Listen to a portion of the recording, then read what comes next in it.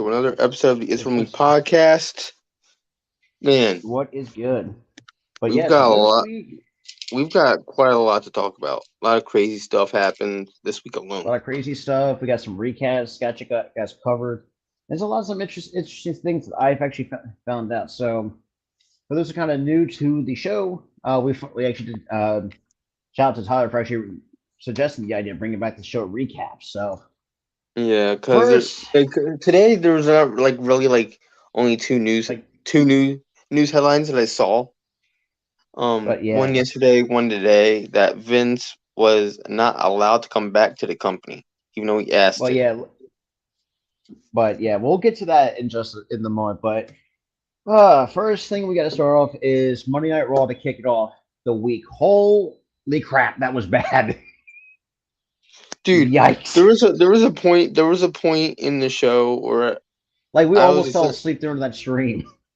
I literally gave up on Raw like the last 30 minutes. I'm like, this I show was like, sucks. fuck. This show Basically, Tyler sucks. said, fuck. It's like, fuck this shit. Screw Raw. I'm So out of here, obviously guys. And plus, so the I mean, stream is acting up, so I kind of got aggravated about that. Aggravated about the show not having that quality. Not but Earl show, but I'm talking about Raw. Raw, the quality wasn't even just Raw, there. which is, blech. You had So two obviously we started mindless out with, segments that meant nothing. A women's match and that didn't even get over. and you had one stinker of a match that had no substance to it. So So obviously four first open, terrible things out of a 3-hour show. I'm thinking to myself like, God, why do I put myself through this week? To me, to me, But to me, to me, Brawl, I think now is fronted by Bruce Pritchard, and it's ruining the show. The first and few weeks, it was Triple H, and Raw was good. well, yeah, I Now was it's thinking just this too. And I told people this too, because come the new year, Triple H is going to be in full control of all. He's overlooking everything because right now he's still, I guess you can say the interim CEO because he still has that interim title till the new year, which is kind of what the no, what I've he's understood, not CEO. He is not CEO. That's or his the head wife. writer. Yeah, Or, he's well, they're going to have full control come the new year.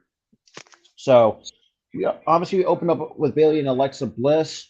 I thought it actually was a decent match in its own right. So I mean, it was good, and I love the fact that Alexa won because Bailey had too many chances with in the title picture.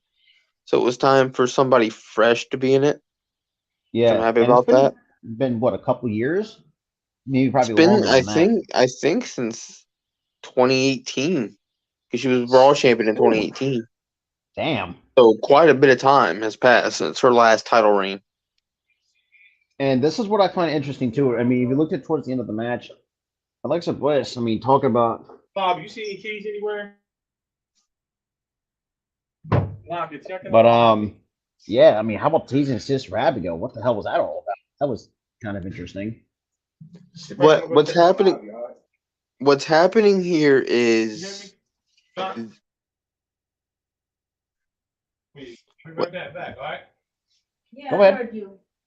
oh, I thought he was talking to you. I was just waiting until he was finished. But what's happening with the whole Bray Wyatt and then Alexis being repossessed again is the fact that they're trying to revamp this story of her and Bray together because they didn't really touch on it too long because as soon as it started, it was done like that because Bray got fired. And And also, that's a very they didn't, and also the vision that Bray was trying to do with him and Alexa wasn't played out the way he wanted it to. because I mean, there was potential there with Alexa and Bray. But like you said, when Bray got released, that pretty much threw the shit out. Pretty much just threw that damn storyline out the window. It was like they crumpled up the piece of paper, crumpled up the script, threw it in the trash. Along with Absolutely, Bray. Along with it's Bray. just it's, now the thing is too, and this is and going with Bray though, man. The way that how they're at some point, I want to see this man wrestle because they're teasing the living shit out of Uncle Howdy from where we've seen the They're last. waiting on him to. They're waiting on him to wrestle at a big pay per view. So that we're probably going to get a match at the Royal Rumble. And I know they're but yeah, I teasing it mean, a lot, and people are getting annoyed. Oh, why are they teasing it so long? He's not going to wrestle every single week. You know, like Because if you look at his matches aren't the best. I mean, yeah, And that's something that's it shocks me to say the least because I remember him being good, but the problem is he was never great in the ring. He had that character. He had the character work. and That's what I got him feel like over.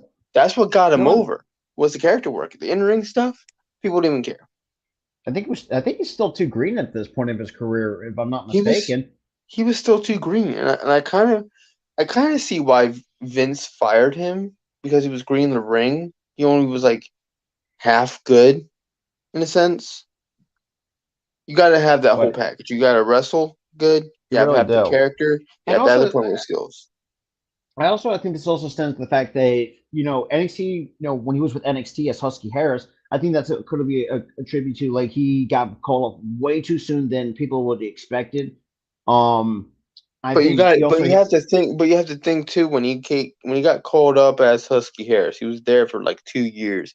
By 2012, he was back down developmental when it was NXT. They sent him I back think down.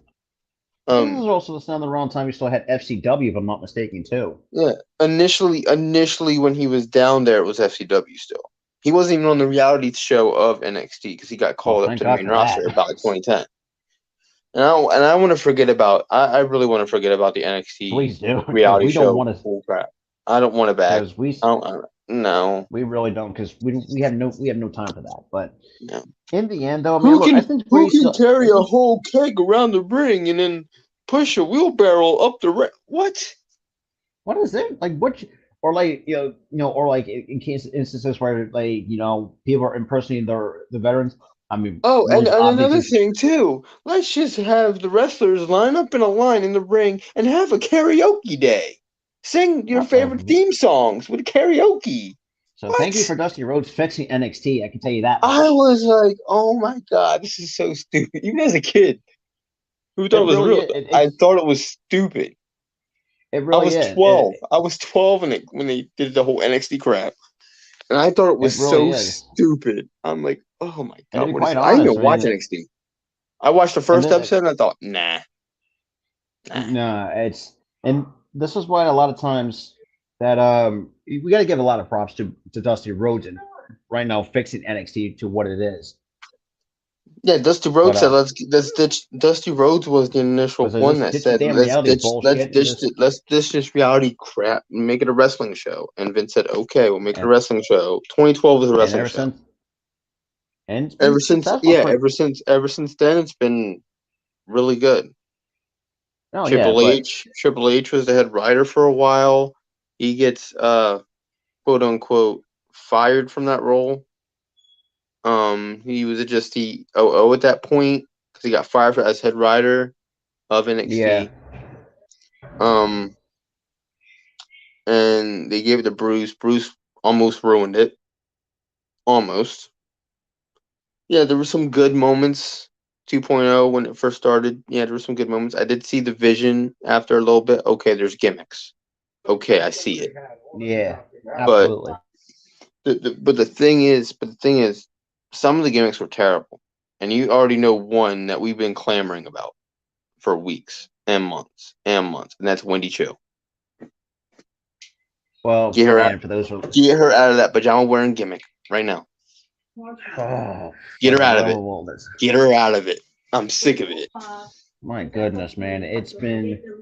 And for those who watch the show, Tyler knows how much I'm gonna rant and Dude, rave at the same time. we both hate it. We both hate it.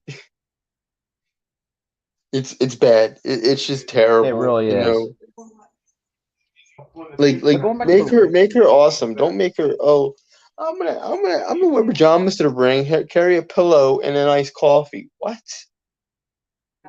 Like, what sense does that make? It's like, I was like, oh my god, this is so stupid. so I mean, technically, I say blame Vince But and Bruce yeah, Prichard for that bullshit. that's where Bruce and Vince messed up there. And then Triple H comes back in. Oh, let's appoint Shawn Michaels to the role, and he's done a pretty good job And in very that good role. job at that. And we'll get to NXT in just a moment because I thought NXT this past week was actually pretty great. Mhm. But going to more matches on the card, you had AJ Styles and Gable going at it. obviously with Silas Binghamton, but Chad Gable, I don't know what's going on with him. I think he's been just kind of floundering, for lack of a better term. For me, he is kind of stuck in the lower mid card. He's not jobbing out per se, but he's not in like a title picture. He's just like there. There, yeah. To fill him time. and Ortiz are just there. They're there to fill time. That's all they are. They're there for. That's essentially what the Riot Squad was for. Just there to fill time, or Absolution when they were a thing. They were just there to fill time. Absolutely, but a lot of wrestlers are just there to fill time, lose matches, but they have solid matches, but they lose matches because they're just filling time. What up, normal guy? What is it? What is up? So, obviously, and that leads us to. Well, obviously, I didn't have this card in order, but we'll go along with it. So the next we had obviously the stinker, like I mentioned, is Elias and Solo Sikoa, which, quite honest, had no fucking substance. I mean, it was just a match because Otis got beat up last week. What? I saw that. And like you said, this is another time. That was another time. And that's a trend that WWE's been following. Oh, you get beat up backstage, match next week. Like, I don't know. Like, why are you getting? Like, tell me why. Tell me why they got beat up. Tell me why they deserve that attack. Tell me why this happened. Don't do he gets beat up match. But yeah, and that's like lazy. That's lazy. It's lazy. That like shit. I mean, a monkey could write better shit than that. I could write better crap than that. I think anybody can at this point. Like it's like Raw this week was so fucking predictable. Like it's not even funny. And the fact of the matter is, it's like, look, Solo. I think he's going to be a spectacular talent for years to come down the road. Solo's going to be a star. Don't get me wrong. He's going to be a star. I could see it. But the problem is they're giving him matches that don't have any substance, like you said. No juice behind it. Nothing. Like if you have something, because it's hard to write pad, because he's really like we said, we really don't see like the full potential of what Solo Sikoa was, especially in NXT. When he had issues with Wes Lee, storyline wise, and say with Carmelo Hayes. Well, I don't think he has a wrestle Carmelo Hayes, but yeah, he did for the North American title. Because remember, he screwed him. He screwed him out of the North American title when he, as a main roster star, because he came back to NXT, won the title off of him, and Carmelo Hayes got mad at him for it. And see, and this is what we're tying and saying. He has those substance storylines, and Carmelo Hayes. Another guy, if you don't want to see, do not sleep on Carmelo Hayes. That's another star in the making, right in their hands. I can see it, bro. There's certain wrestlers that I could see it. I saw it with Toxic Attraction before the whole Mandy situation. It factor. I saw it with Toxic Attraction before Mandy did what she did, got fired.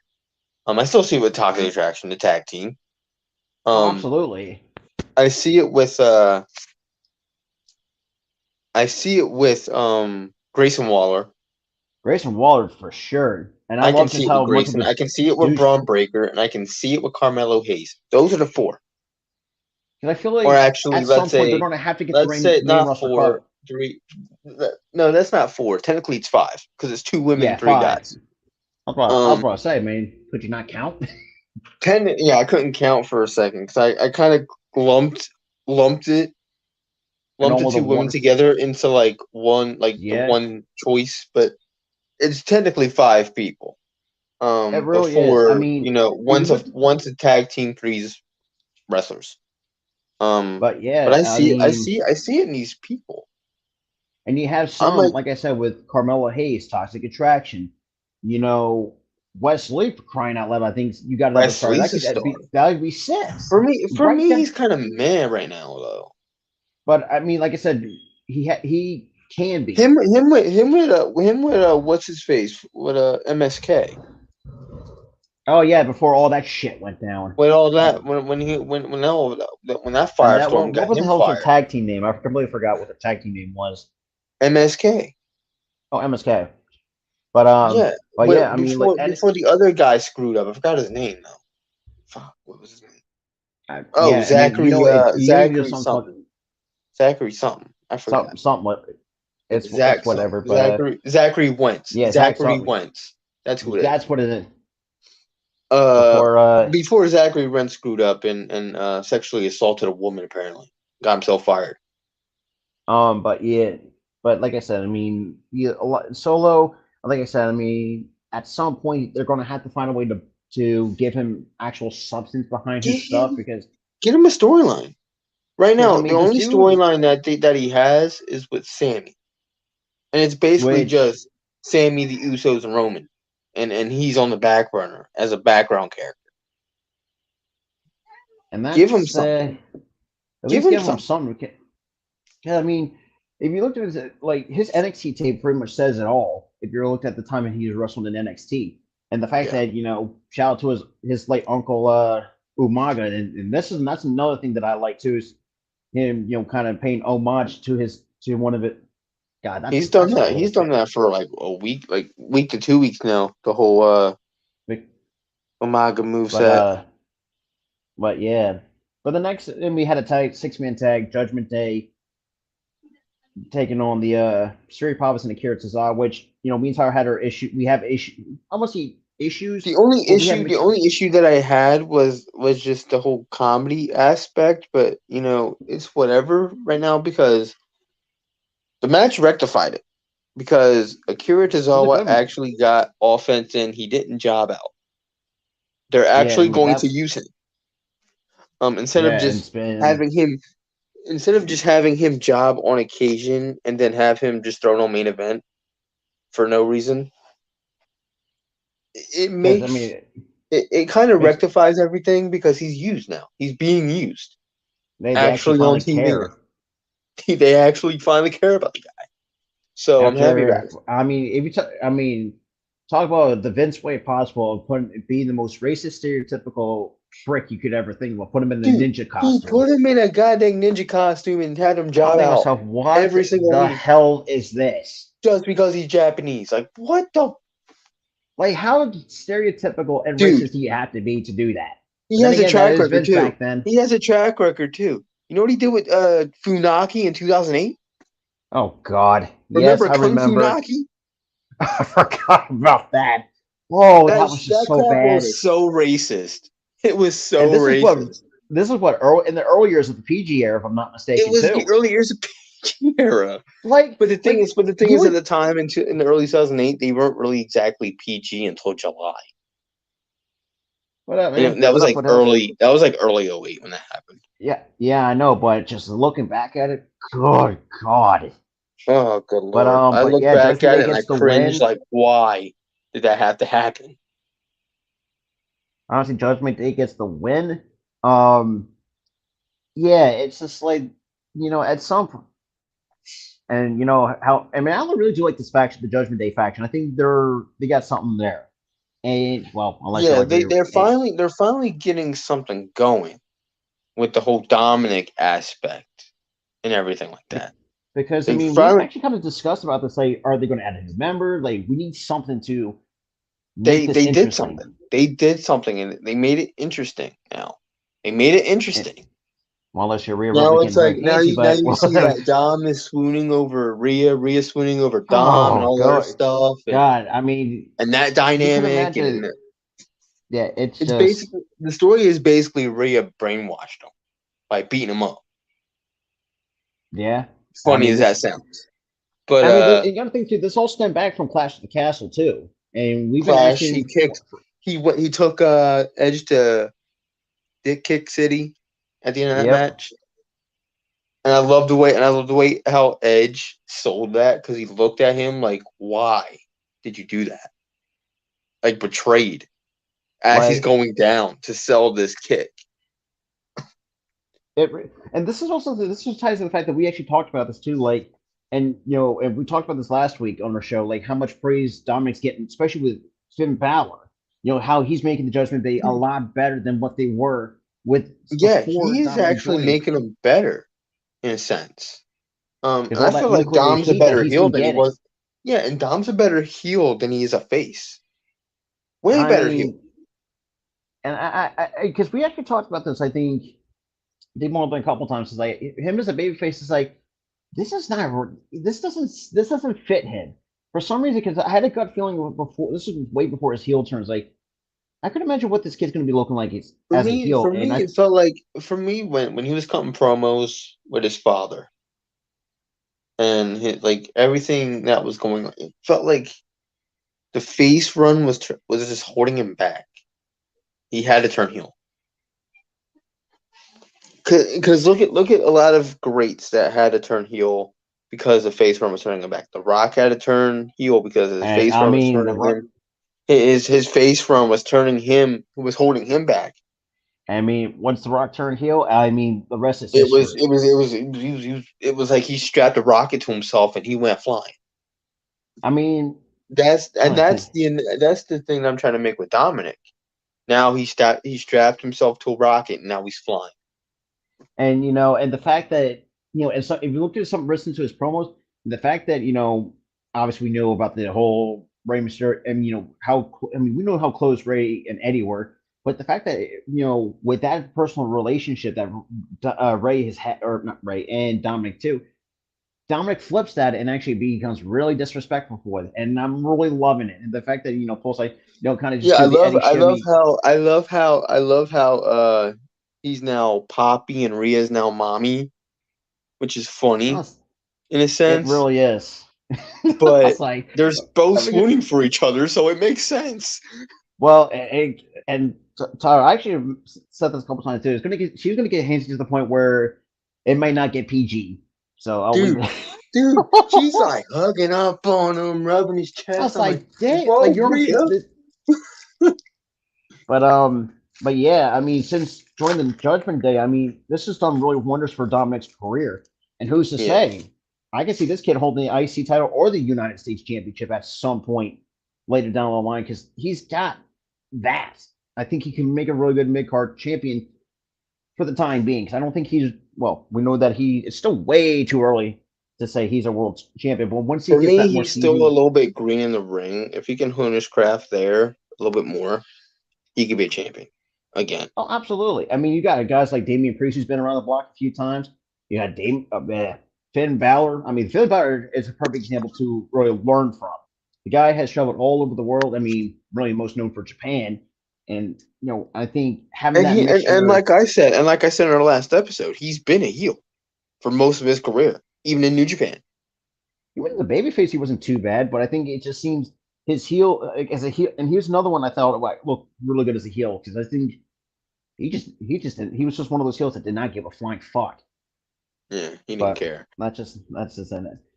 Then the next Damian one. Priest. Damian Priest is a great one too because he can teach him a little bit more about the promos and the character work. Oh yeah, I mean, like I said, I mean, him having with Judgment Day, you got a lot of talent. Those guys, that group, even Rhea can help him out too in some aspects. Yeah, Rhea can help him out in some aspects too. Well, make Because sure I feel don't like get handsy, but that's besides the point. that's But just on TV. That's fine. Off TV, they're just buddies. But on but I mean, because she's dating. I wonder how Buddy Murphy feels about all this crap. I think you wouldn't care. Nah, it's kind of like watching a movie and I think seeing he's your another guy. girlfriend or I think, boyfriend in like in a movie or something. Like it's yeah. whatever, it's fake. But yeah, so Judgment Day gets the win, like I said. And then I think we kind of move on from Oscar and we go to Oscar versus Rhea Ripley. Now this is very interesting with Oscar. We didn't really because this week we didn't see her face paint, which No, we would at least believe is like, are we going to see the kind of character coming back?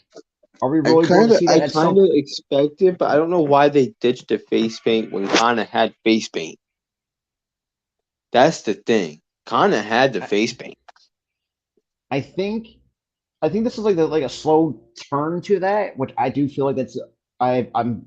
From what we've But been I don't seeing, know. But still, I don't know. if it's a slow turn, why ditch the face paint? Why you don't keep the face paint and like slowly build it to maybe half is like that Joker, and Yeah, then just that Joker fill it face paint. in? Maybe that's probably what they're going with. I'm guessing half is going to be the I, Joker, I think and that's what I think slowly, from what I've been hearing, so that's what's yeah, going to slowly but happen. surely she's going to turn evil, and then when she goes heel, the whole face is going to be covered. Mm-hmm. You know, But overall, it was a good match between Asuka and Rhea Ripley, and just Rhea Ripley just know, and she obviously gets the win via the Riptide. But she has to make some comments. It's like, you think you can slap me or shit like that? I mean, she was begging for her to get She her ass was whooped. talking a lot of crap too the entire match, taunting the crap out of Asuka. It was crazy. And then the next match we go to, we get Candice LeRae and Io Sky. Now, me and Tyler Dude. actually have. Dude, no one absolutely cared Yeah, about no one this gave a match. flying fuck. No one cared. If you looked at the crowd, They were just like, crowd, everybody in that front row, you see a few people watching, but a few people were looking left at the other crowd members, talking to their buddies. Half of them are on their phones, texting, or on like Instagram, Facebook, whatever the hell they're doing. No one cared about the and product I mean, as in the Earl put ring. it, and as our good buddy Earl Cole put it, like, you could throw a paper airplane and no one would bat a damn eyelid. You could Like, you know that's how probably dead the crowd you is. could probably throw a pin on the hardest part of the arena, and you would hear it because no one was reacting. No one was reacting. There was one spot where they went ooh, and then like after that, they went back to being dead. It's just It was bad. It was bad. Candice LeRae has no ability to get over. None. Yeah, I mean, And who was she going she's another against? one. Io Sky. Io Sky is Like, another one. Has no ability to get over. When you have two people that don't have an ability to get over, you're screwed. then that's another You're stinker. screwed. I mean, Io Sky does pick up the win, but that's besides the point. Then we get to the main event, was the number one contenders match for the U.S. title, which was Bobby Lashley and Seth Rollins. Seth Rollins gets the victory over Bobby Lashley, and Bobby Lashley goes fucking berserk. He goes And heel. obviously he puts his hands on, and people say, is he going to be fired from the company? No, He went heel here, and Adam Pearce fired him. And then the next day he went on, and then the next day on Instagram he said, "I'm rescinding the retirement, or I'm rescinding him being fired." Like, no crap, we knew it was fake. Like, yeah, you could literally have him returning next week, and we wouldn't even care. But yeah, so overall, I think that's a solid D for me for the show, just what they had. I mean, that's just like I'm not even going to give it a D. I'm giving it a flat F. Flat F. Could have worked too. It was terrible, terrible show. Like, I didn't even watch the last full week, show. I didn't even watch the full show. I had left because I was done. Yeah, and I was done. And plus, the stream was acting up. But I was done. I'm like, I can't even stomach the last 30 minutes of Raw. It was terrible. Like now, like if you looked at the Raw the past week, it was better than this. The December last week was really good. This week it sucked. Like, what happened? Like, you just turned a whole fucking 180. It was like, what? Like, where's the consistency? But with Raw, there's no consistency. With SmackDown, there's a lot of consistency. That's the thing. And I feel like they care about Smack. I feel like even Vince, like in the latter half of 2019 into 2020, he kind of cared about SmackDown more than Raw. Which is Triple H is the same way. Triple H is the same way. He only cares about SmackDown. I feel which is kind of ironic because he never wanted to go to SmackDown as a wrestler. Yeah, I forgot about that. Yeah, I completely forgot about that. He was a Raw guy for years. He was a Raw guy until 2009, and then he said, "You know what? Screw it. I'll go to SmackDown." But yeah, and then we move on to Tuesday, and obviously every single Tuesday is NXT. Like I said, and me and Tyler covered you on NXT this week. So obviously this was basically the show for the fallout of NXT Daylight. If you have not watched it, we highly recommend you do it. I thought it was a great pay-per-view for NXT. I thought it really honestly too, the concept for the two matches, the Survivor matches, the Iron Survivor matches, were great concepts. Tremendous concepts. I like that concept. Yeah, I mean, I'd watch it again. Honestly, like most falls. So. I mean, the most falls in 25 minutes, you're the winner. I'm okay. Because it kind of gets me. It's kind of like here's how it is, right? It's kind of like King of the Mountain, the Royal Rumble, and an Iron Match combined. I was Because thinking about you also at start off, Survivor you Series. start off, no, not Survivor Series, no, because it's not a tag team match. It's an Iron Man match. It's basically just a Royal Rumble, King of the Mountain with the cage. On the outside, you get locked in it when you're get a pin. That's how that's how this match goes. And then the third would be an Iron Man match because the reason why I say Royal Rumble, you start off with two guys in the ring.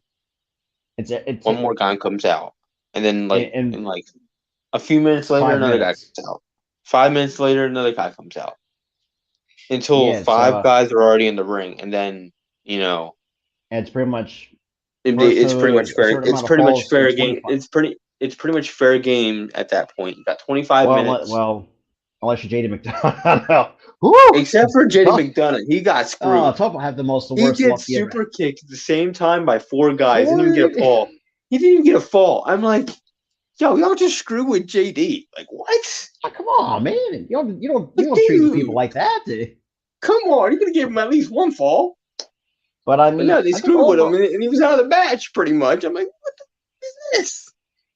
but I mean, overall though, I thought the men's looked really good. So did the women's, and we'll get to a specific one that we've been very high on since her indie days, and that's Roxanne Perez. Oh my Obviously, god, I was this so week for hyped. NXT.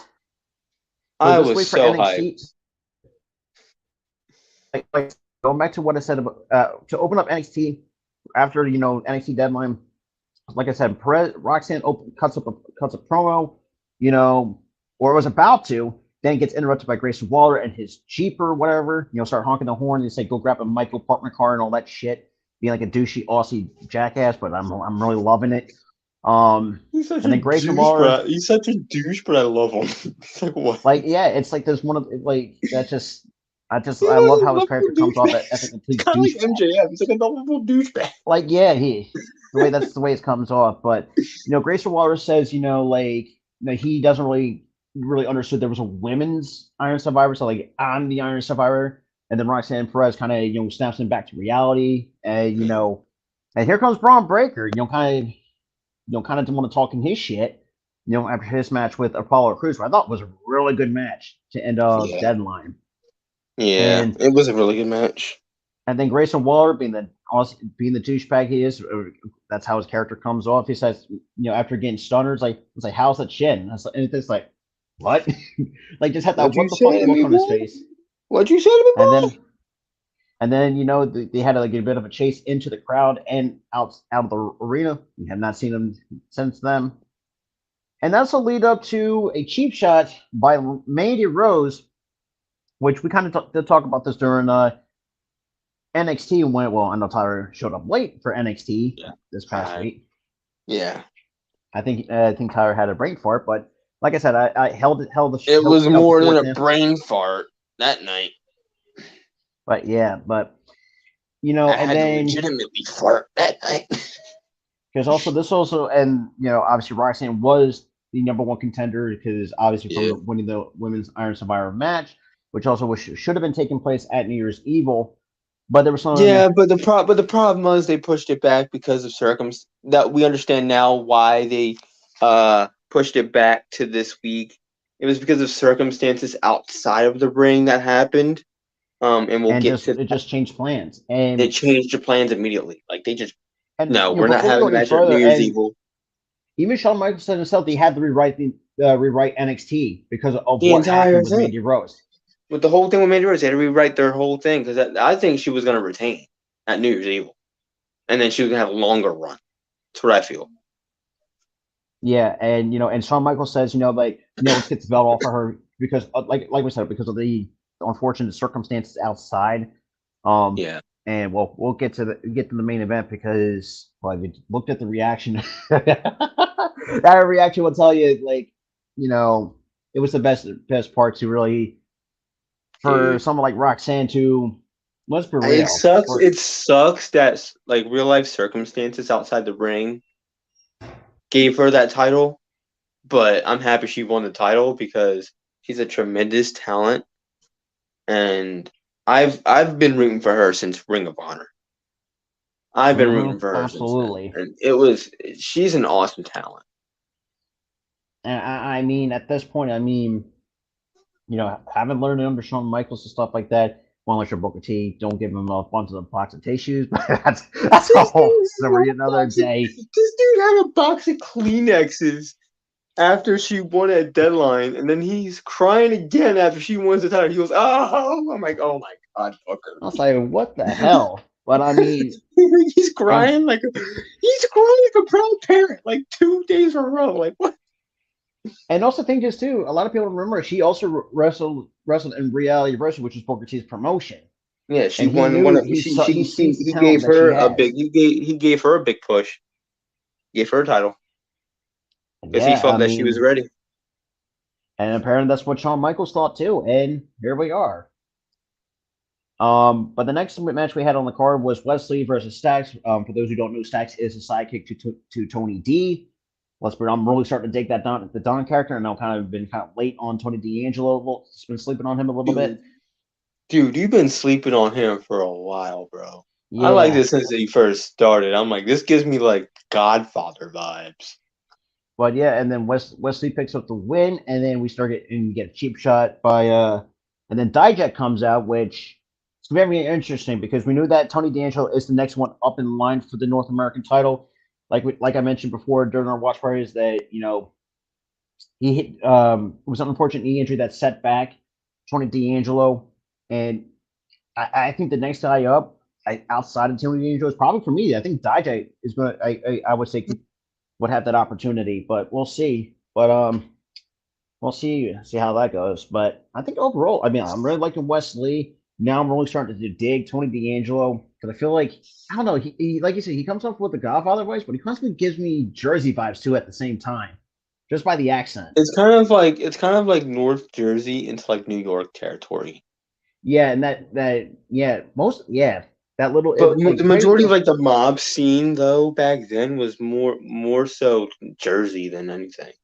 New York, yeah, they had their mobs and stuff, but the mob scene basically back then was majority Jersey, North Jersey. Absolutely. And then we move on to the next. We had a tag team title match between Toxic Attraction, Gigi Dolan, and JC Jane.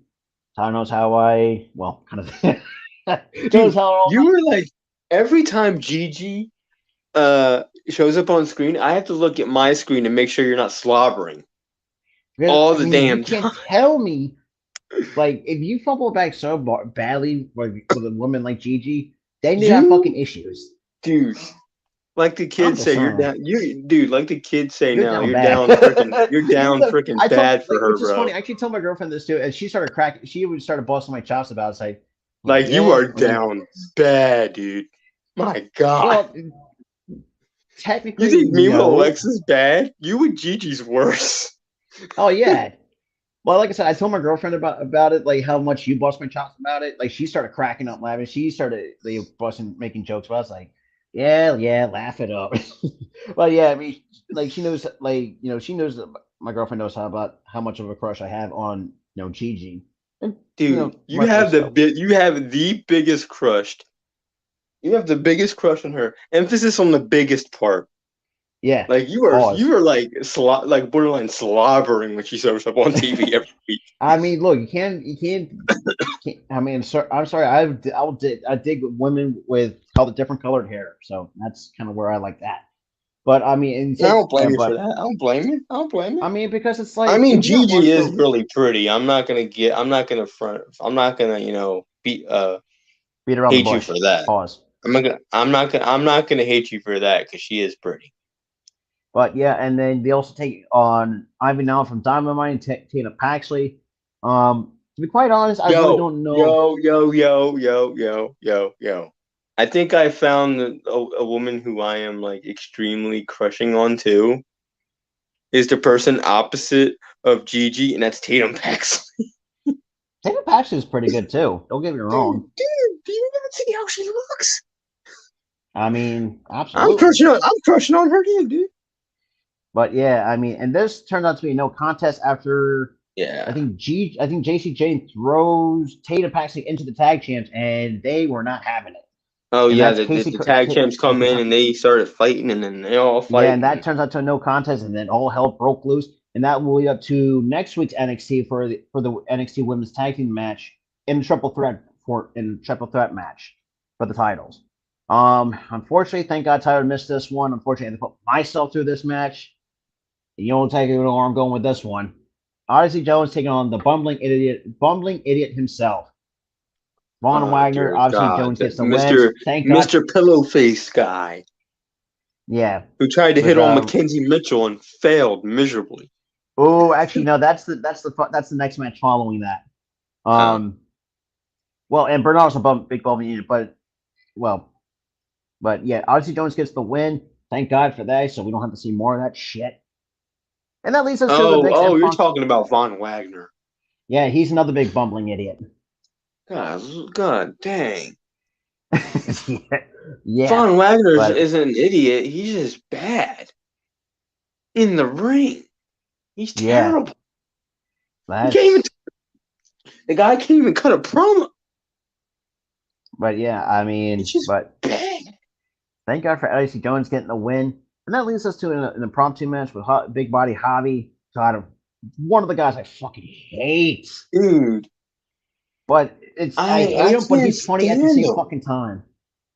I like the whole body pillow thing, and then he was tried to like, hit on what Mackenzie, and is Mackenzie's like, this? "Yeah, no," and then I Or cracked like the up. fact that he pulled out like a perfume that's kind of like scared her away or something like that. No, This infomercial. no, it bullshit. didn't scare her away. She thought it smelled like shit.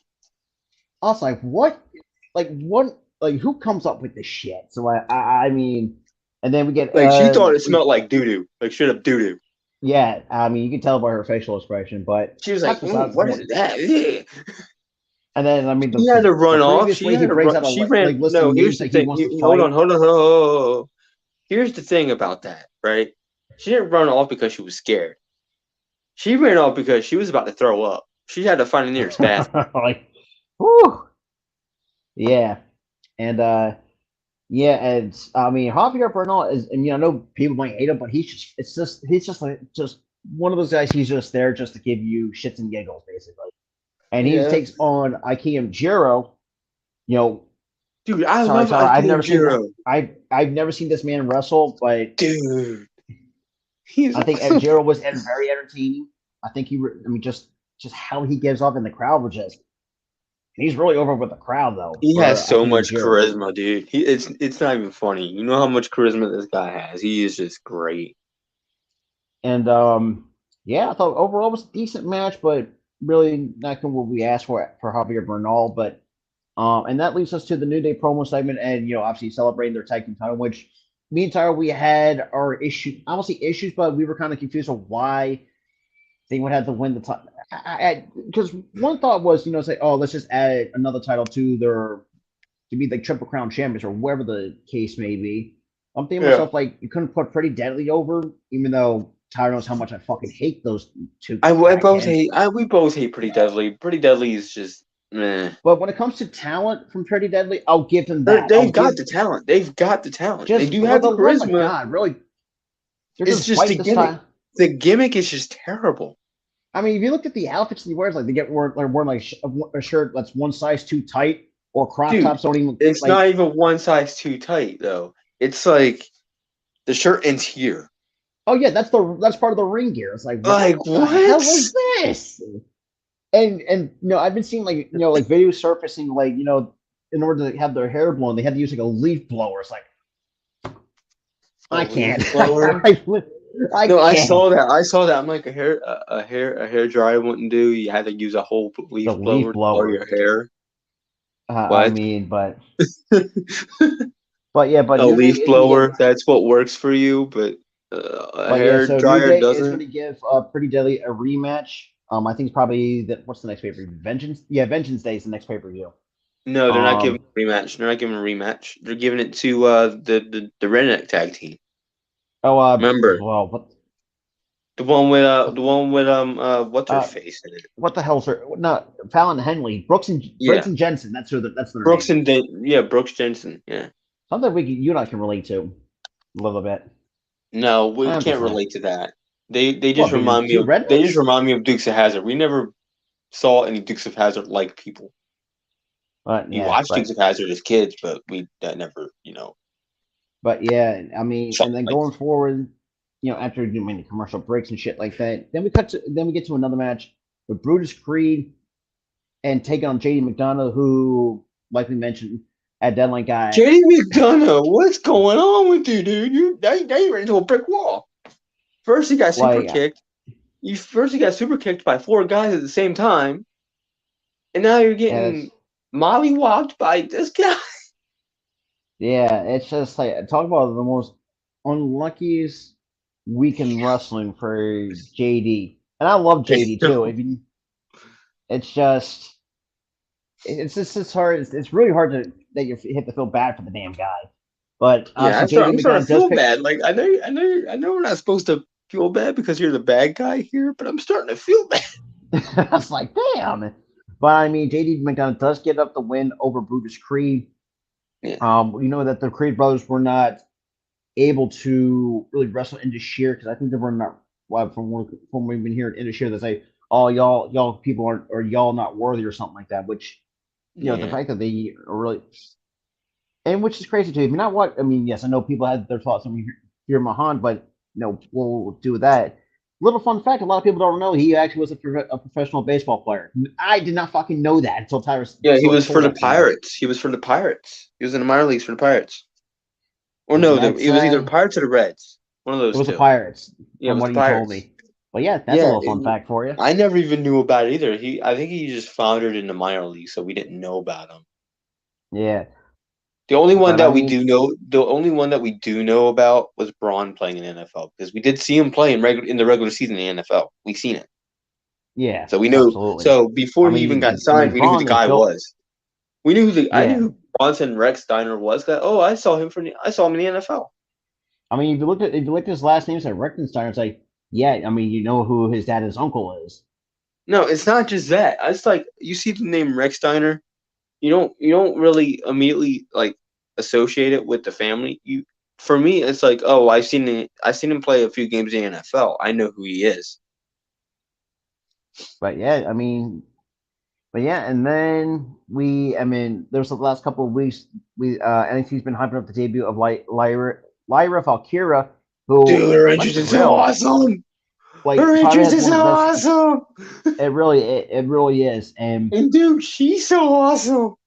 If you have not watched her at NXT UK, like she can hit you hard. I mean, even though you can classify her. I mean, she has like a Clash of like style. She wrestles like a cruiserweight and then like a technician and then like she can hit you in the face she's got some strong style. She's got a mixture of everything. Yeah, she got strong style. Unfortunately, she's got 10. And she's got. Unfortunately, hold on. Hold up. She's got strong style. She's got technical, and she's got cruiserweight in her. She's got a mixture of styles. Yeah, I mean, and I think probably the best gimmick that we've seen in NXT in quite some time. Dude, her entrance is so cool. I can't get over it. Yeah, but her as a graphic producer for WWE. That was awesome. That's 2 big thumbs up for me. That was awesome. Yeah, the cloud thing kind of looked hokey, but the rain effect looked awesome. I mean, yeah. Just the top part where you show the cloud, just have the rain effect and it would look cool. And I don't mind it. Yeah. And unfortunately, me and Tyler saw that Amari Miller had to be taken on. It's like, yeah, this ain't gonna end well for her. Yeah, I saw. Yeah, she gets a jobber treatment. Oh, she's already in the ring. Oh, she's gonna job out. She didn't really job out per se. She lost, so yeah, she kind of did her job in a sense. But yeah. she was competitive. It was a competitive match, but she's basically a glorified jobber in a sense. Yeah, kind of like how a jobber with no gimmick. Kind of like how Ruby Riott was. Kind of like how Liv Morgan was for a while. Kind of like how Mandy Rose was. That was kind of like how hold on. Kind of like how Mandy Rose was on the main roster. Yeah. They even Sarah Logan. They weren't even pushed to the moon. They were just jobbers. They weren't even winning. So at that point, Amari needs retooling. She needs a new Yeah, character. Like just very being much herself is retooling. not going to work. Like And it was when like she 10, makes her 15. It entrance, was like 10. and when she's like in in the ring, and she goes and does her entrance thing, the crowd's dead Like for her. there's no reaction, Dead. Nothing. Dead. Nothing. but it's And that's like why when she's in that position that she's in, because she can't draw a crowd with just being herself. because it's not like you can do that like 10, 15, 20 years ago. Because 20 years ago you could actually do that. You have no Yeah. problems with that. But times have changed since then. This is now all gimmick based wrestling, not just in WWE. Because people are entertained more than ever, rather than back in the day. Back in the day, TV wasn't the forefront of people's lives. Nowadays, it's in the We're in forefront. a different age at that point. We're in a different So, age where everybody cares about the next TV show or the hottest TV show and the hottest movie. like, They if care you don't more than ever. deliver at that point, like, you're gonna get moved. People are just gonna forget about you. I think that's what's gonna. I feel that's what's gonna happen to Amari Miller at some point, which I think is gonna. It's right now is what's happening. Like I said, I mean that's just why she's the position that she's in. But we had two more matches on the card. We had Duke Hudson and Damon Kemp. I thought it was a really decent match from Damon Kemp. Now Damon Kemp, there were some issues that I've seen. Like there were some issues where he has a little bit green at times. Now, granted, he said he's been training a lot in the performance center, but I mean, I think overall he's held up really well against Duke Hudson, who obviously did get the win over Damon Kemp. But I think Kemp's got to claim a few things, but I think he should be. I think he should be good. I think he's really good if he cleans Yeah, up he's those. closer. He's closer than people think.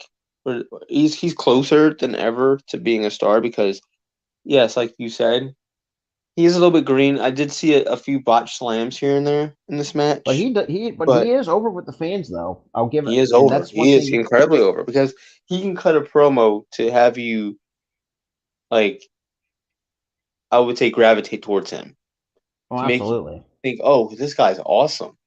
You really believe in what he says. And Oh, that's exactly what you want in a character. You need somebody to cut a promo, believe what they're saying, and then yeah, sell it to them. yeah. That's I part of mean, wrestling. You cut a promo, you sell the maybe fans.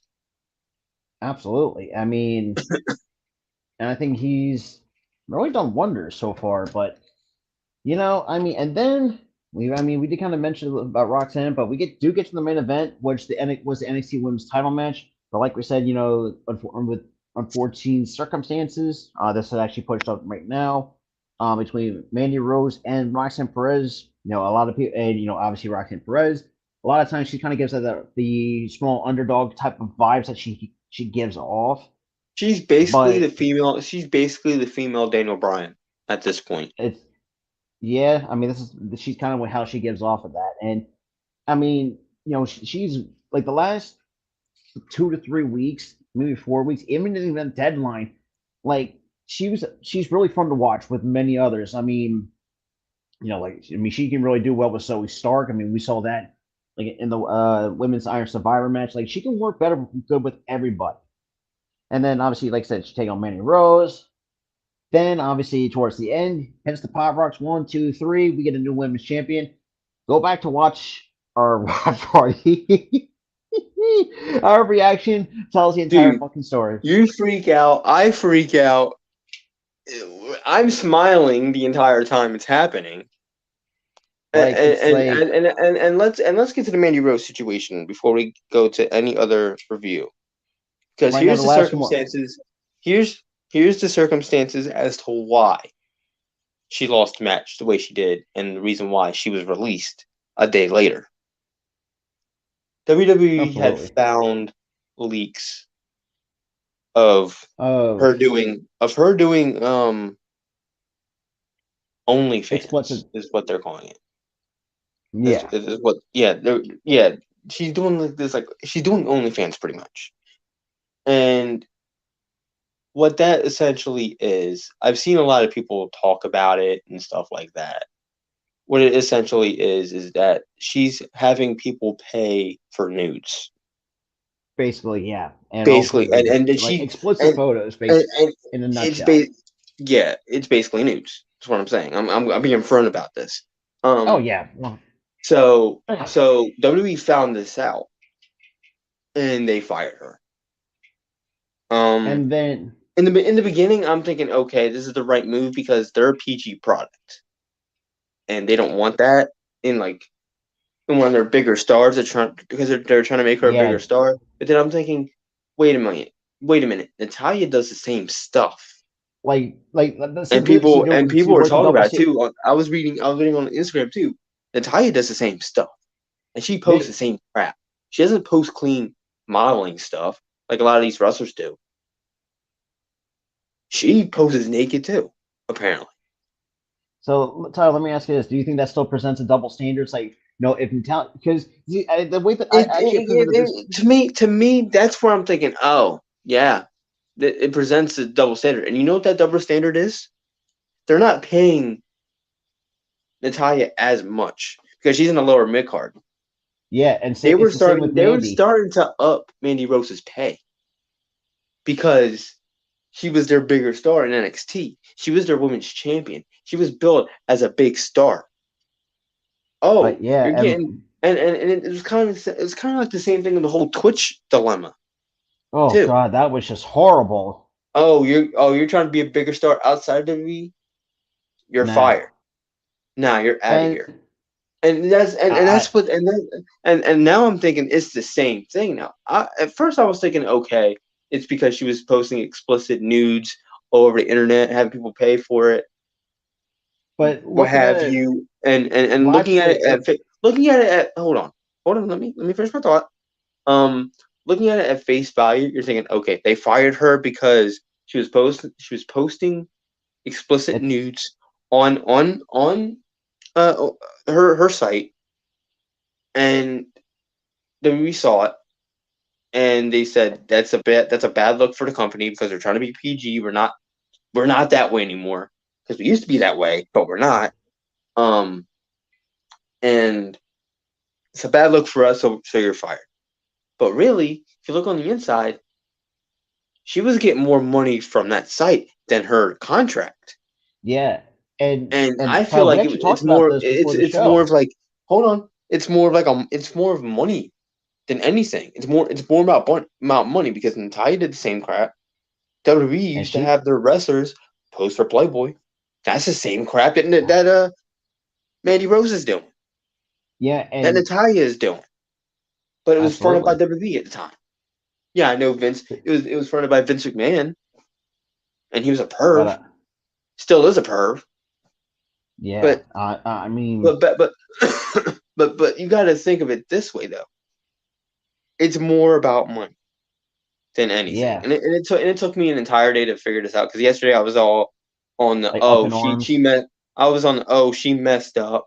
She was doing the nudes thing, and she's on a PG product that's not allowed.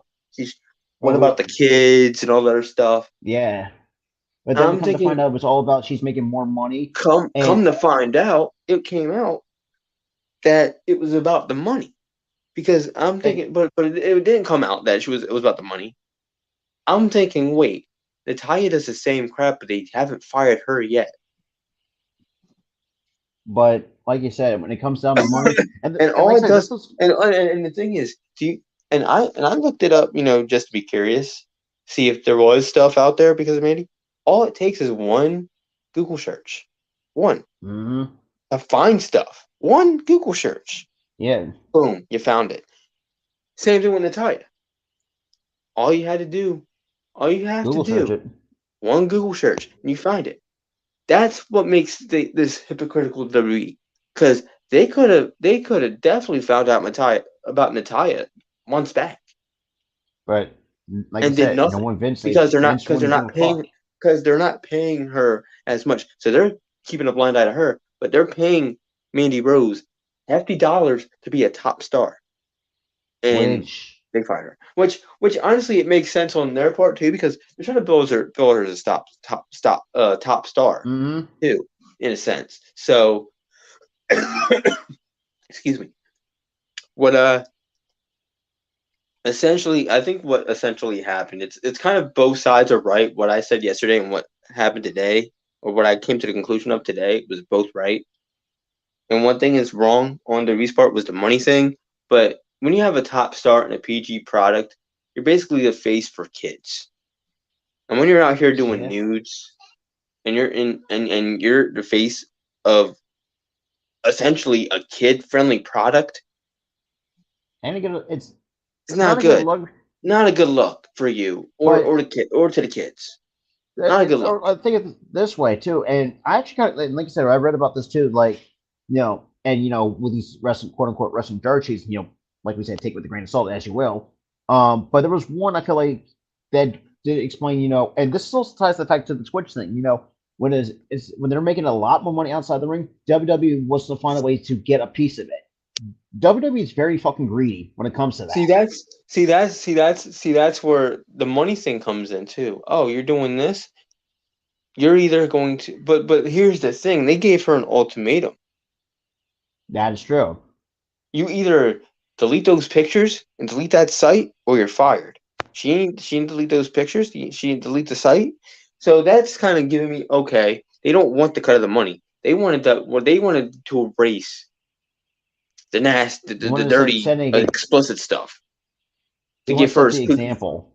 They wanted her to have a squeaky clean image for the kids in the company, and that's what people don't understand. Oh, why is she fired? Because she did news. It's her body. Yeah, it's her body. It's her life. But she works for a company that's essentially for kids. That's like working for Disney and doing news. That's like working for Nickelodeon and doing news. And Tyler, like I said, and Disney at one point, if you looked at the entire history of Disney, dude, they had look at. But here's the thing: Disney fired those people. That's what I'm saying. Look at Nickelodeon with Schneider. Yeah, Dan Schneider. He was a pervert. And you had stars coming speaking out about it too. Do you know what happened? He got fired. Absolutely. Because of sexual acts. And it's not a good look for these companies that are trying to promote kid-friendly content. And that's what people don't understand about this. Yeah, I mean, at times, yeah, I mean, we like I said, face value, yeah, I mean, it was the right move, but like I said, when it also comes to money, see that's where I'm like on the fence about it too. Like it's like you're this is like on the fence. It's like I'm right and I'm also wrong. It's like I'm right, but I'm also like there's more to it. But the thing is, I feel like it's still a right call because you're essentially working for a public company. Yeah. That's publicly catered to kids. Now, yeah, I know. Mm-hmm. I know you can call them hypocrites. Oh, look at the attitude era. Look at the roots of aggression era. That was a different time. Yeah. When they were catering the target demographic. To a guy like us or hold up. The target demographic was to adults at the time. And 18 then to 34. It was 18 to 34. You think 18 to 34-year-olds are now watching WWE now? No. It's the majority of its kids. Mm-hmm.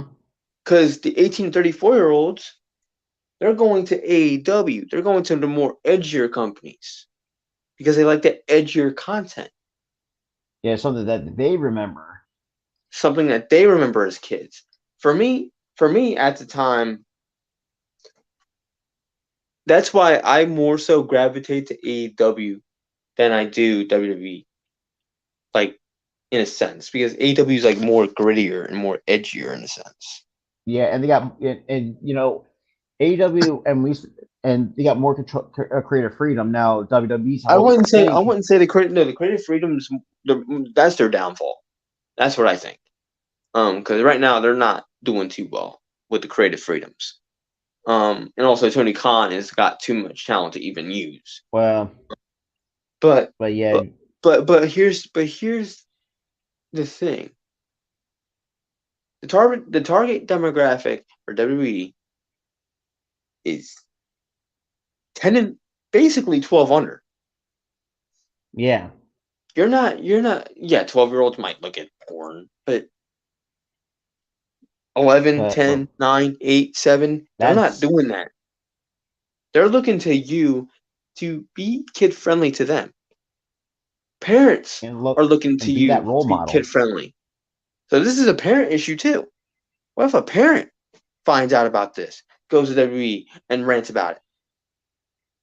That's well, first, and yeah, that's a very good point. But at the end of the day, I mean, the way whether you look at it or not, I think at this point, Mandy Rose deserved. Well, I know that's not saying it's harsh, but I mean, at this point, you have to realize, she deserved what she got. Now, do She I deserved think she deserved to get fired. People are like, oh, why don't you just suspend her for it? it's still not Suspending her gonna? ain't It's gonna still, do nothing because it's gonna be a slap on the wrist. yeah, and how But this society. evidently, firing her would be the better fit because she can still do that, what she's And, doing, and not be affiliated with a kid friendly company. and she can go elsewhere as she pleases. So She can go to that's AEW and still do that. Look at Ty Conti. well, and She's apparently doing that crap too.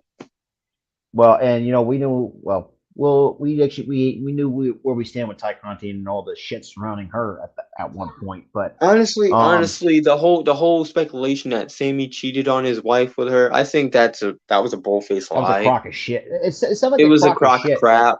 It was a crock of crap. They broke up already.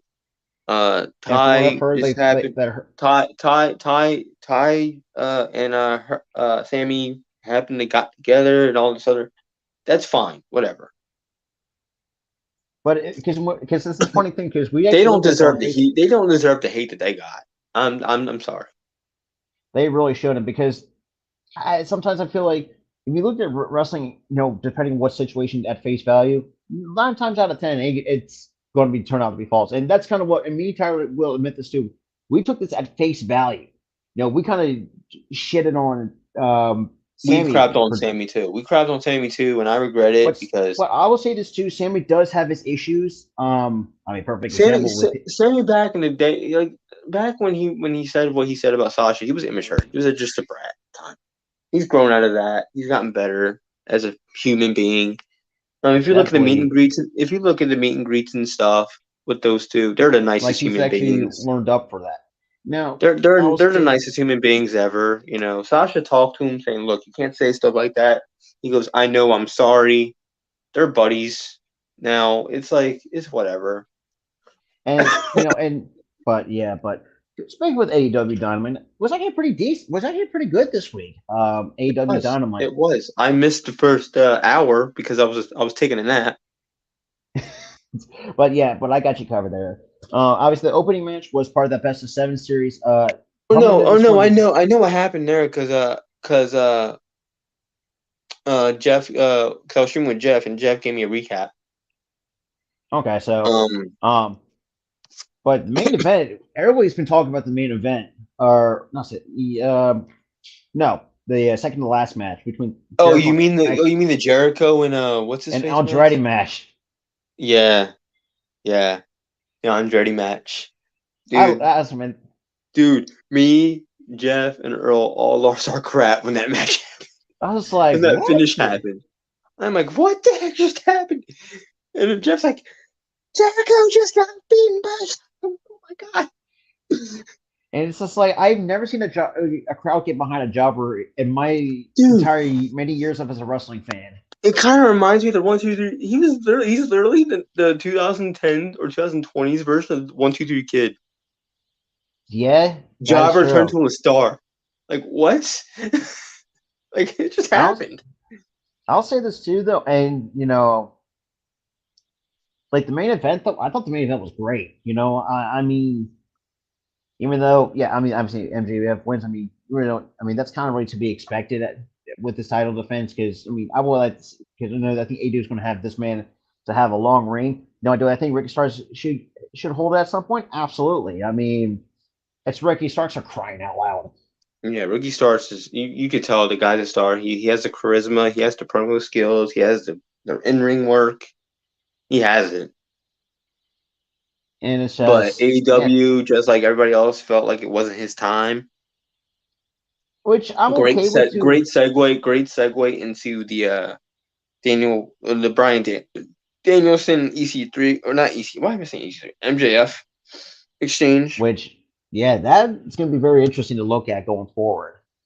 Yeah, that's But gonna yet be. I thought and Death Triangle and the Elite, they know how to put on a good match. Obviously, Death Triangle wins by submission, so that brings up to a 3-1 Am match I the lead only over one the. that thinks all their matches are ending the same? In a sense.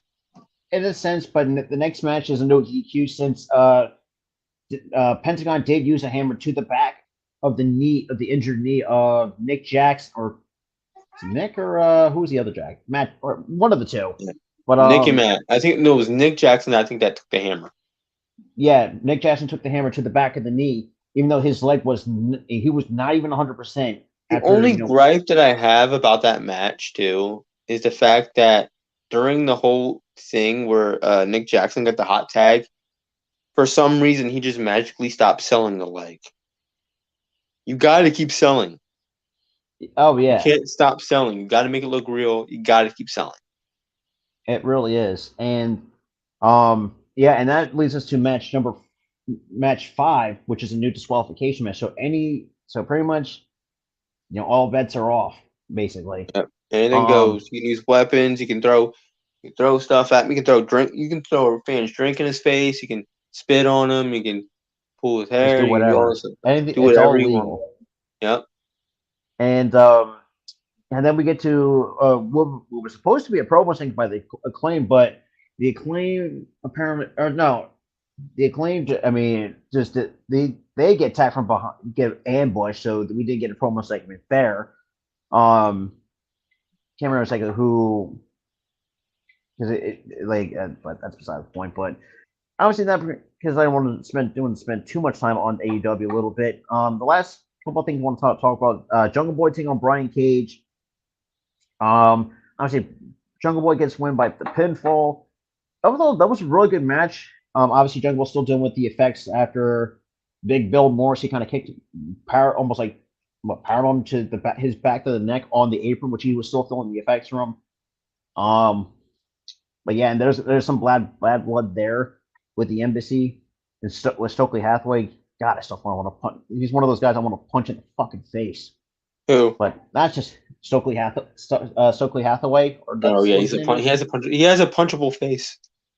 It's just like, but and then we get a backstage promo segment by Blackpool Combat Club, and it's just like, obviously we're gonna get Sammy Guevara is gonna take on Moxley on Rampage. But yeah, it looks like BCC is just they're just looking for fights basically. Storyline wise, don't take that out of context. But that's just we knew that and and obviously Jericho and Claudio are definitely going to get a rematch. Yeah. Because obviously the most embarrassing way to tap out to lose the damn belts, like how? But that's I mean you can't if you somehow you just cannot hate Claudio, or a lot of people in Cesaro. He's just one of those guys you just cannot hate. But that's just Dynamite for that week. Very good, solid show. But the fact that Chris Jericho lost to a jobber, that is funny. But yeah. So I mean, we got some more stuff to talk about since we actually really get some good time here. Um, one thing I want to talk about because actually Apollo Crews actually talked about this. He asked to get sent back to NXT, and he said one on the pod. I think I don't know what the Out of Character podcast. He says no, he's like, and he kind of explained like he's how much sick and tired he was sticking to the lower card shows like Main Event or Superstars.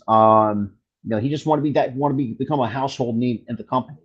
So that's the reason why he asked to go back to NXT. Which, to be honest, I'm okay. I'm behind for that. I mean, the dude has everything you can ask for, but the fact that you stick him on a guy like, and me and Tyler know how we feel about some of these potential stars or get stuck on a Main Event. So we'll kind of get your thoughts on that. Dude, honestly, it was a great call for him to go back to NXT. Floundering the way he did, I don't. He should have. They should have just sent him back sooner. He didn't even have to ask. Just send him back, and they did, and he's better off I for mean, it. yeah. Obviously, the biggest news that we've we seen today was Vince McMahon coming back as tired, and and we have seen a lot of other wrestling His content. own daughter and son-in-law That's said, right. Fuck no. no, we don't want that Just baggage back in here. and good for them, because let's be Get real, that outta they here. have a lot of good things going for them. Yeah, they do. Like they have a bright future. All they gotta do is fix Raw. SmackDown's good, NXT's good. Fix Raw. That's all you gotta do. I mean, absolutely, but because at this point, I mean, the fact that if he comes back, like, we're pretty much basically back to square one again. Like it's gonna, you thought after all this time about the scandal, then bullshit that went through with Vince McMahon, it's like we thought this guy would stay away since he's no longer the chairman of the company and shit like that. Yeah, when he was talking about returning, I'm like, dude, stay Stay away from the company. Because you pretty much ran that almost, let's be real, almost destroyed the company from the end. Oh, damn it, When he Jay ran the company, crowds were getting and don't forget, bald my eyes. He's talking that's about from your the head. SpongeBob movie. He's talking about your head. Yeah, You know. it's because my. But And that's another thing too. but yeah, like Damian point. if you saw the crowds for live events, hold on, we'll get to that. When you saw the crowds from live events, man, when Vince was around, the crowds just gotten smaller. smaller to the point where There was one time there was like no seats filled at all, or like, and they had like a few Yeah, and- thousand people there. like that should tell you just how bad Vince McMahon truly was. It's just, it's just, granted, has Vince McMahon has some creative ideas over the years? Absolutely, but just overall, he's just a scumbag of a human being from what we've been seeing. Now, not just an on-screen personality. From now, we're seeing what his true colors are. Just stay away from the damn company. And Stay as away. We don't Damien want put you it, back. Stay away. even though, I mean, look, as much as we hate Nick Khan, but Nick Khan's really helping the company thrive. Finally, after we give this man a lot of shit, and for good reason. Here's the thing. Here's the thing. I feel like Nick Khan was just a yes man to Vince the entire time, and we hated Nick Khan for it when really it was Vince.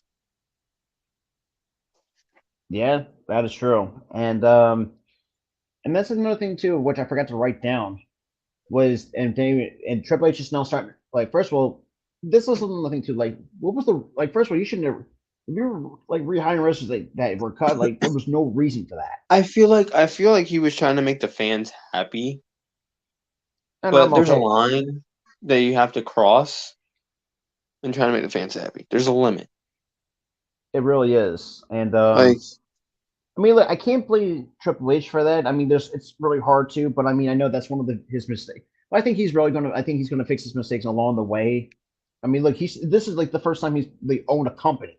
You know what I mean? Like it's gonna take him. It's like some growing pains. Like him and Stephanie as owners is gonna be some growing pains along the way. he's they're first time owners, so any mistakes they'll clean up. They'll get better at this. Absolutely, and I think he's going to do. I think this company's going to do wonders. Now, it's really crazy as much as we completely shit on them, and for good reason. And that's a very good point too by Damien. Raw has not really been the same. There's no inconsistency with Raw, and that's kind of what we talked about. Like ever since he was focused on more on SmackDown and NXT, Raw just was thrown to the wayside. For me, Damien, this is what happened. This is what I think happened. They gave Bruce Pritchard Raw. and then they gave Triple H SmackDown. That's the problem, because Bruce Pritchard is a crappy writer. Crappy. Has been crappy since the late 90s. Yeah. Heck, even in the mid 90s, it was bad.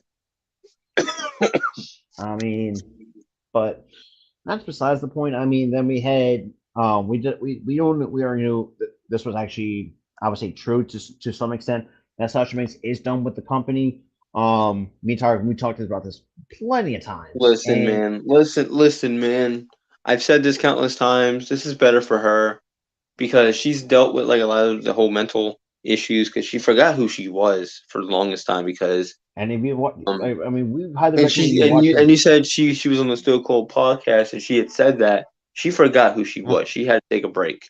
And the thing is, WWE, you're working all year except for maybe a day out of every month, a day to 2 days out of every month, but you're working on the road every single day, pretty much for a whole Yeah. year, and Absolutely. it's like You're burning it takes a everybody toll. out. It takes a toll. It takes a toll, and for her to do what she did, fine, great. If you want to do movies, do movies. If you want to do the modeling, do I think modeling. she'd be great. I It's think she'd fine. be great at it. If you're happy, you're happy. That's all we want. If you're I happy mean, we outside of looked at wrestling, be her, happy. and you can definitely see it on social media just how happy and carefree she truly is. Because you feel like she's like that burden has been lifted off her shoulders. Yeah. Because, like I said, I mean, and this is what we're seeing from Roman. And Roman, you can definitely tell he's getting burnt out each and every.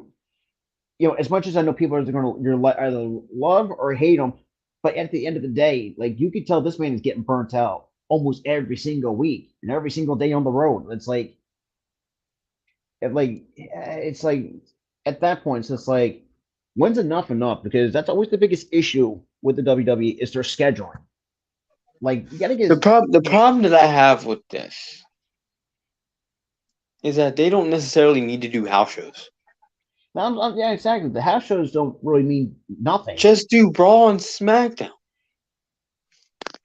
It's basically like they're having a whole concert tour, but for a year. Like You don't need that. I mean, Like, yeah, you can do maybe like they do all these like international tours and all this other stuff, and you're not a concert, yeah. you're a wrestling show.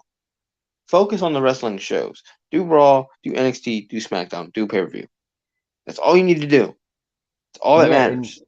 And number two, like if your wrestlers are hurt, it gives them a lot more time in between to heal up. And like say if they're feeling sore, whatnot, let them heal up because I've seen wrestlers, and even the WWE wrestler hurt, and well, you kind of know how that turns out. And not just that, and this is what you've seen other companies do. Like they have an easy schedule to do. It's like they do, television taping here and there. Then you got a pay per view, and then it's the same cycle going to the following year. Look at AEW. They do 3 shows on the same day. They do Dark. Actually, they do 4 shows on the same day. They do Dark Elevation, Dark, Dynamite, Rampage on the same day.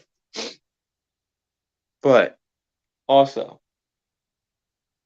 every day preceding it, after, all the wrestlers are off. Yeah, I mean, so essentially, when we're seeing them on TV on Fridays, they're at home watching the same thing. Yeah, I mean, it gives them a chance to recuperate and get back to work either the following Wednesday or the following Friday, depending on where they're at. And you gotta. I wouldn't say the following Friday because here's the thing: the Friday show was taped on Wednesdays. Oh, that's right. I forgot about that. I completely because forgot about that. They have all the shows in succession on the same day, same venue.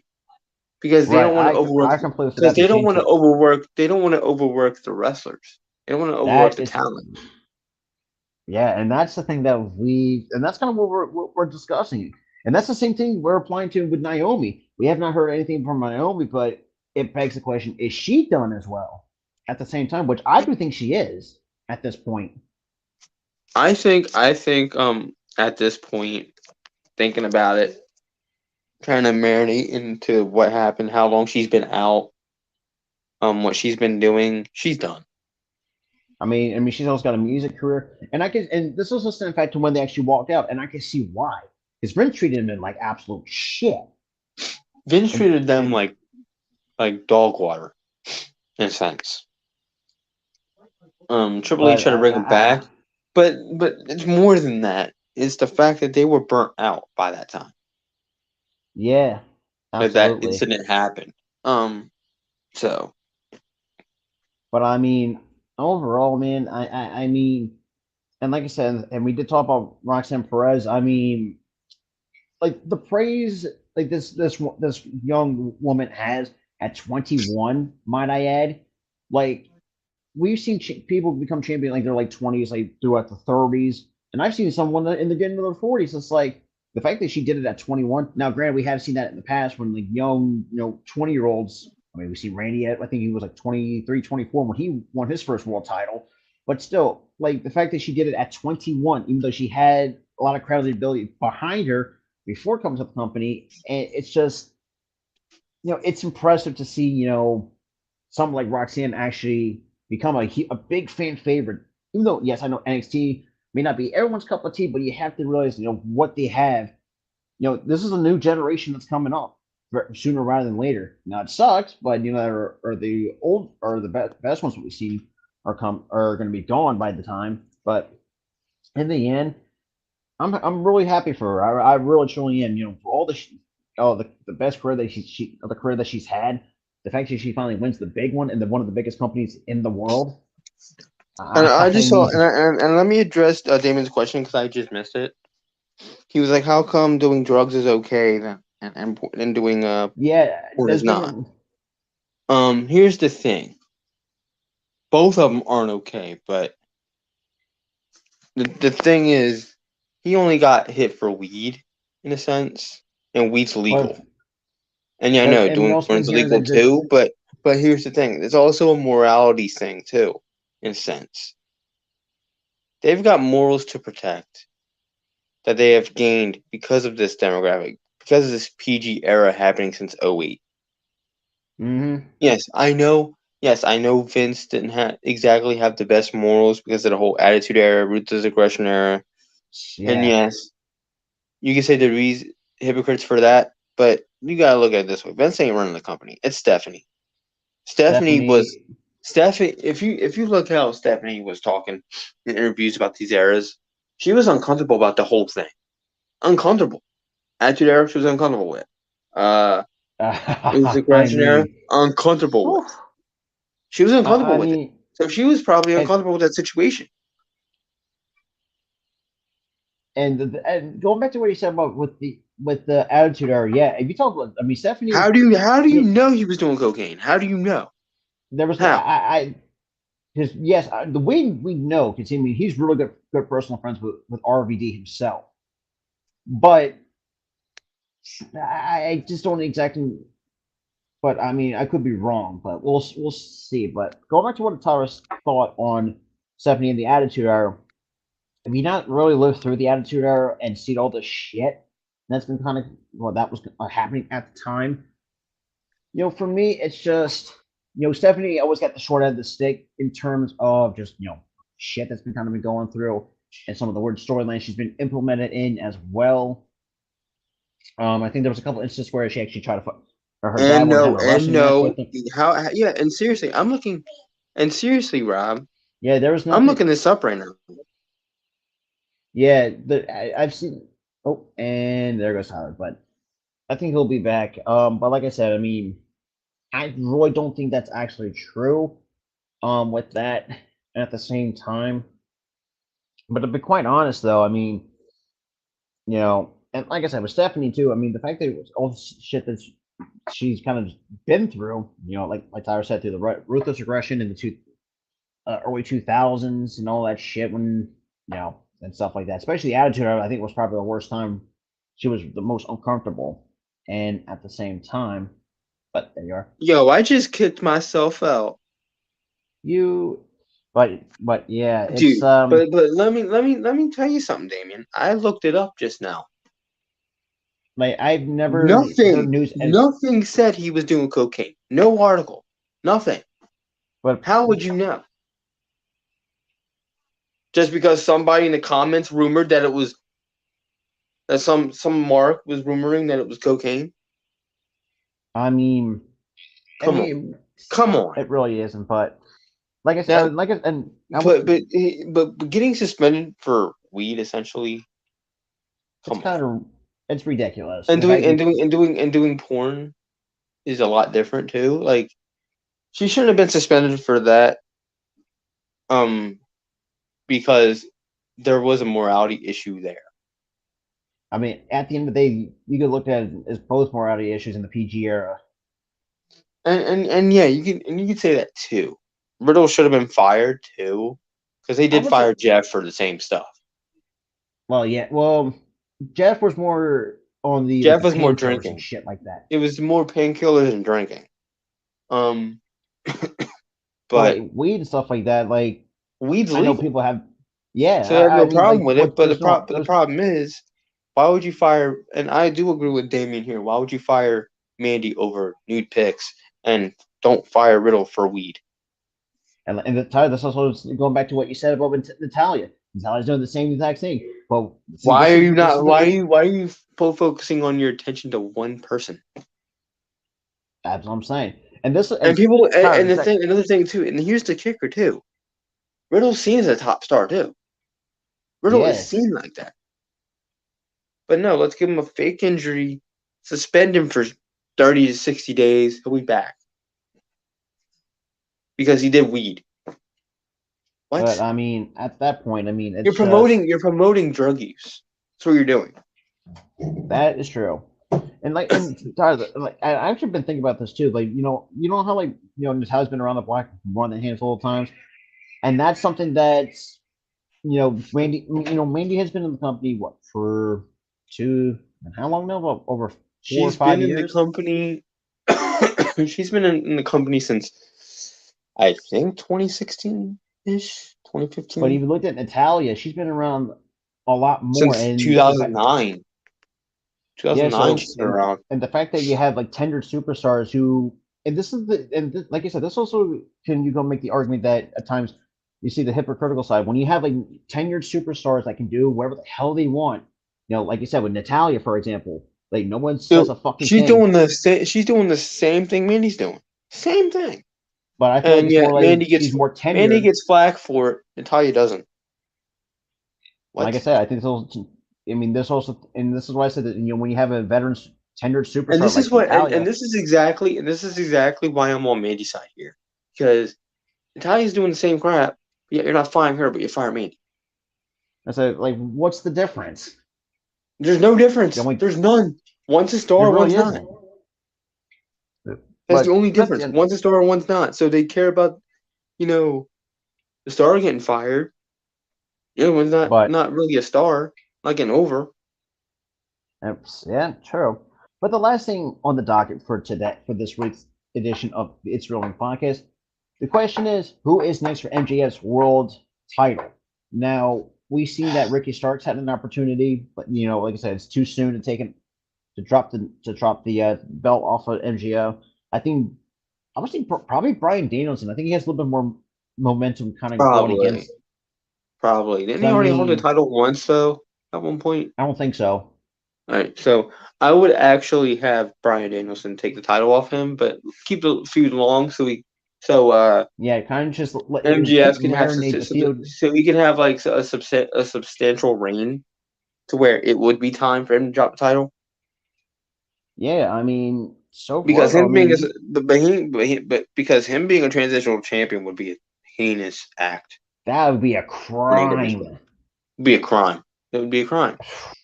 Having And a the top fact, star that's over with the fans hold a title for what even 60 though you hate so his days. guts, but that's but That's not yeah, we don't hate his guts. We fake hate his guts. You don't really yeah, that's hate him. what. Yeah, that's a very good point.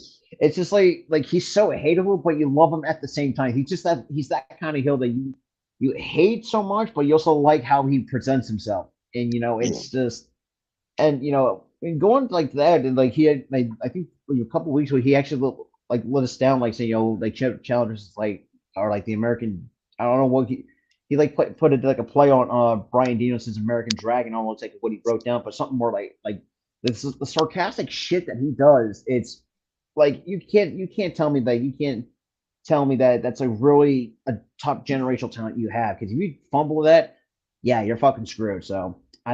I think Brian Danielson, holy crap, almost had a brain fart Dude, there. he's been in AEW for a year, 2 years, and you still haven't I'm get sorry, over but that. that's just like I'm sorry, it's just way. I mean, that's how we've been knowing Brian Danielson. I've gotten Because over it though. You I haven't.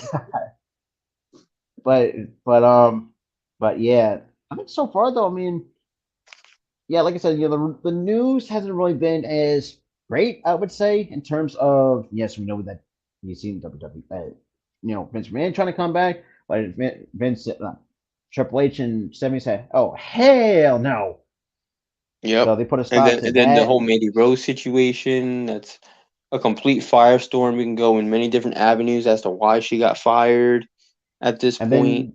then we'll see if she does make a statement on that at the same, because because whenever time somebody gets fired, there's always a statement. But I think if I'm I know if I'm Mandy, I think she's going to try to find a way to let this all die down, and then she could probably make her statement. But we'll see on if we can find a statement. But right now, we don't know exactly what she's going to have to say about what the hell happened. But I think if we get a better clarification for that, but we'll give you an update in the following week's edition. Speaking of that, our final episode of 2022 at the same time. No, I know people are going to take that out of context and the show's not ending, but with the end of the year coming up, next week will be our. Oh, actually, before we wrap it up, Actually, what are your thoughts on Jamie Noble having his last match last night? It wasn't last night, it was the other night. Not last night. Yeah, but we kind of get At a where you're WWE asking. house show. I thought it was cool, a cool way to, write him off. Yeah, As a wrestler, retire as a wrestler. But the thing is, I kind of wish it happened on a Raw or a SmackDown. because it's just for Preferably like one time, SmackDown. Preferably SmackDown, because he was a SmackDown guy. yeah. I mean, just for old time purposes. For just like nostalgia and oh, I remember him, and then have him wrestle and then lose or win a final match, and then have him thank you, have the crowd say thank you and thank you Noble or something like that, and then just like whatever creative write chance him they off. have. But I mean, I think overall as a producer so far in the company, he's actually done pretty wonders as a producer. I'll give him. Oh, he's great as a producer. He's pretty good as a producer. He knows how to work the cameras and stuff like that. Absolutely. The pyro. And it's just, I think he's done a really good job. I mean, even though it was at a house show, but like Tyler said, I mean, if it could have been at a SmackDown, I mean, definitely preferably SmackDown. Like, it would be a really better send off on a television taping than a house show. But that's just how we feel. You could have, because that's what I would do it if I was want to book his Put last him on time a match. SmackDown. Put him on a SmackDown. Because I mean, yeah, but like I said, man, I mean, over 30 episodes of this show, man, we can't thank y'all enough for this. The amount of crazy rides we've been on. Like I said, at the end of the year. So me and Tyler, we know that our last episode of 2022 is next week, so that's gonna close out and going into the new year because we're gonna have some interesting ideas coming up for at this point season 3, which is crazy to beyond belief. Yeah, appreciate that, Randy. We appreciate that. Appreciate everybody that's tuned into the chat. Tyler, any final thoughts before we wrap it up here? First off, Mandy Rose, he didn't do anything wrong. I know he got fired for it. He didn't do anything wrong. We'll wish you the best in all your future endeavors. Jimmy Noble, happy retirement. I'm glad you had that final match, that final send off. Sasha, I'm glad you're happy. Naomi, I'm glad you're happy. And for you guys to be riding with us for 38 episodes and going into our last episode of 2022 before we hit season 3, going into 2023, phenomenal. Thank you guys. Thank you guys for showing up. Also, watch the Pigskin recap show on Monday at 6 o'clock. 6 o'clock On the Hardcore Sports Network. And I have a whole playlist of like past episodes on the network too. If you guys missed out any of the episodes, watch them. Wrong way. Yeah, and not just in wrestling, but in sports general. Tyler, you've seen I did post an announcement that there is going to be a new show coming. Because me and Tyler are becoming huge fans of the WNBA, so I want to give the ladies their own show.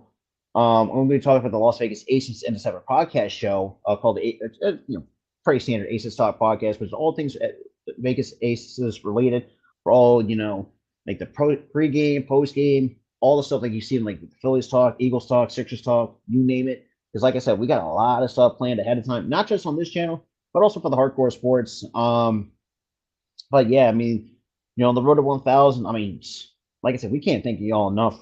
To really be this with the amount of support that we had over, let's be real, almost 2 years here on YouTube. And yeah, I mean, but yeah, so that's gonna do it for episode 32 of the It's Romeo podcast. It's episode 33. It's gonna be coming soon, next Thursday, 6 o'clock. Make sure you elbow drop the like button, hit that subscribe button. Make sure you ring that notification bell, so you guys will not miss the upcoming content or when we go live. Not just me or Tyler, but any of us here on the as well. But with that being said, this was Robert and Tyler from the Philly Sports Talk podcast. Have a good night, guys. Peace.